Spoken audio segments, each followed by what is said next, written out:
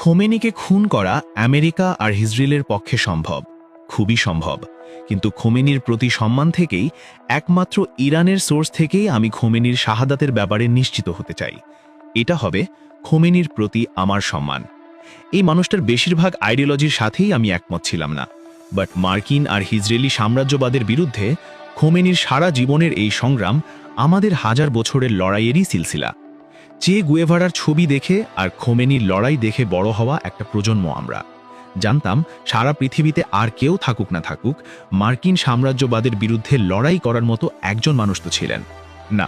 খোমেনির রূপকথার কোনো নায়ক ছিলেন না। খোমেনির অনেক ভুল ছিল, কিন্তু এক মুহূর্তের জন্য খোমেনি আমেরিকার কাছে মাথা নত করেন নাই। একজন মানুষকে হত্যা করার জন্য 40 বছর ধরে আমেরিকা ইসরায়েল পাগলা কুকুরের মতো আচরণ করতেছে। এই একটা জিনিসই যথেষ্ট ওনাকে সারা জীবন শ্রদ্ধা করার জন্য। আমি জানি না খোমেনি মারা গেছেন কিনা। যদি না গিয়েই থাকেন, আল্লাহ যেন ওনাকে লড়াই করার শক্তি দেন। আর যদি আল্লাহ ওনাকে নিয়েই যেয়ে থাকেন, তাহলে বলবো আমরা আল্লাহরই, তার কাছেই তো আমাদের ফিরে যাওয়া। লড়াই যদি হয় সর্বোত্তম ইবাদত, খোমেনি গত 40 বছর সেই ইবাদতেই মশগুল ছিলেন। আমরা সাক্ষ্য দিচ্ছি, কোনো লোভ, ভয় বা আতঙ্ক তাকে এক মুহূর্তের জন্য এই লড়াই থেকে বিরত রাখতে পারেনি। জীবনেও তিনি এক আল্লাহর কাছেই ওয়াদাবদ্ধ ছিলেন। জীবন দিয়ে হয়তো তিনি সেটা প্রমাণও করে গেছেন ইতিমধ্যে। কে জানে। আপনাকে লাল সালাম ইমাম।